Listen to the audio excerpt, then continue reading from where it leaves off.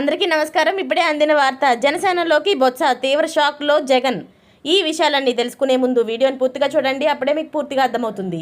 అదేవిధంగా చాలామంది సబ్స్క్రైబ్ చేసుకోకుండా వీడియోని చూస్తున్నారు, దయచేసి సబ్స్క్రైబ్ చేసుకోండి. సబ్స్క్రైబ్ చేసుకోవడం వల్ల నేను చేసే ప్రతి వీడియో అప్డేట్ మీకు ముందుగానే నోటిఫికేషన్ రూపంలో వస్తుంది. అదేవిధంగా లైక్ చేయడం మర్చిపోతున్నారు, దయచేసి లైక్ చేయండి. లైక్ చేయడం వల్ల ఇటువంటి ఇంపార్టెంట్ ఇన్ఫర్మేషన్ చాలామందికి రీచ్ చేసిన వాళ్ళు అవుతాం. ఇక లేట్ చేయకుండా వీడియోలోకి వెళ్ళిపోదాం. వైసీపీకి వరుస షాకులు తగులుతున్నాయి. ఒక్కో నేత పార్టీకి గుడ్ బై చెబుతున్నారు. తాజాగా విజయనగరం జిల్లా నెల్లిమర్లలోని వైసీపీకి గట్టి ఎదురుదెబ్బ తగిలింది. విజయనగరం జిల్లాలో బొత్స సత్యనారాయణ ఆధిపత్యం తగ్గుతుండడానికి కుటుంబంలోని నెలకొన్న విభేదాలు నిదర్శనంగా చెబుతున్నారు. కొంతకాలంగా బొత్స సత్యనారాయణ వైఖరిపై లక్ష్మణరావు అసంతృప్తితో ఉన్నట్లు తెలుస్తుంది. 2024 ఎన్నికల్లో బొత్స విజయం కోసం లక్ష్మణరావు పనిచేయలేదనే ప్రచారం జరుగుతుంది. ఎన్నికల ఫలితాల తర్వాత బొత్స కుటుంబంలో ఎవరూ విజయం సాధించలేదు.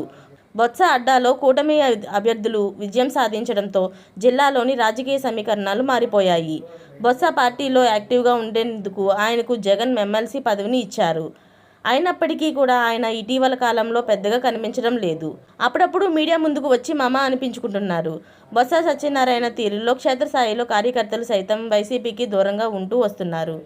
తాజాగా లక్ష్మణరావు వైసీపీని వీడి జనసేనలో చేరారని నిర్ణయించుకోవడంతో ఆయనతో పాటు మరికొందరు స్థానిక సంస్థల ప్రతినిధులు కూడా వైసీపీని వీడి జనసేనలో చేరారనే ప్రచారం అయితే జరుగుతుంది. తాజాగా లక్ష్మణరావు నెల్లిమర్ల ఎమ్మెల్యే లోకం మాధవిని కలిసి జనసేనలో చేరేందుకు ముహూర్తం ఖరారు చేసినట్లు తెలుస్తుంది. త్వరలోనే పవన్ కళ్యాణ్ సమక్షంలో బొత్స సత్యనారాయణ జనసేనలో చేరనున్నారు. ఇలాంటి లేటెస్ట్ అప్డేట్స్ అన్ని మీరు ముందుగానే పొందాలి అనుకుంటే ఛానల్ని సబ్స్క్రైబ్ చేసుకోండి. అలాగే పక్కనే ఉన్న గంట సింబల్ని క్లిక్ చేయడం మర్చిపోకండి. Thanks for watching friends.